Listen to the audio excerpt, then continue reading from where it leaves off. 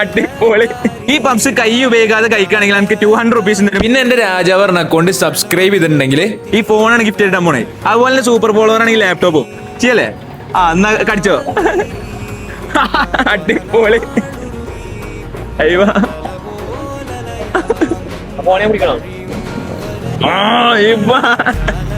ബൈക്കൂല തോന്നില്ലേ.